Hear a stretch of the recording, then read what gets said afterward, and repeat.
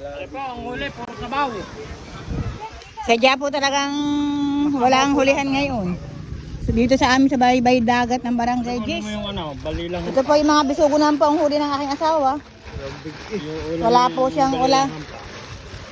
Alam na lang po pag wala pong mga huli at ang mga wala pong tao. Yan, nalaglag ng ano, ang balila espada po.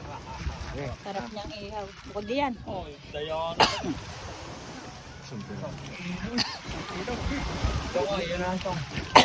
Inuuban si Sister Lolit. Wala. Kung saan pa hinagilap ang ano niya ni. Hinihiram pong isa-isa at para po mahal-mahal po yung malakalaki at ang matitira po dyan yung maliliit. Manipis ba to at ano, bisugo at magandang tingin po ang hinihirang ng asawa ko.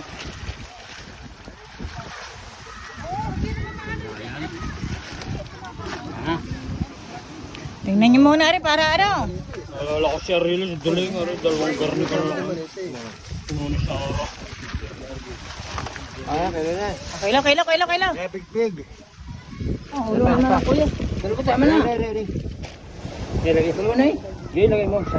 Lagi isa. Sige, para. Bising abala kasi ang aming kasa. Yan, dumating na yan, kasa namin, tingnan mo nga.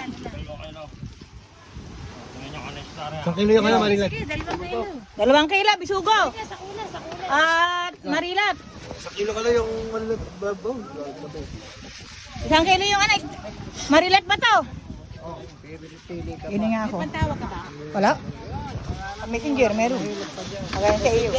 Sige. Ano muna ka lang ng tatlo na rin sa idali. Ay mo na, ay wait lang ha. Maano ari eh. Mawawala ari. Pagkatapos.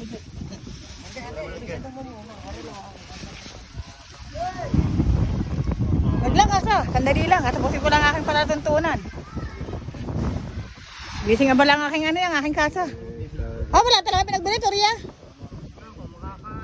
Hindi ba nakikila? Hindi pa. Ginayain na boy. Sige, ano, wala na. Ay na lang. Ito na po lang, ah. Tira mo na isa sa size na ano. Pangihaw. Ito na ba? Ayan. Tinimbang na ba? Uni mo dyan, Wala na, uhaw. Baba, dagdagi. Wala na talaga. Wala na. Uno medya. Kasa, tingnan mo muna. Bago ka makapag-usap.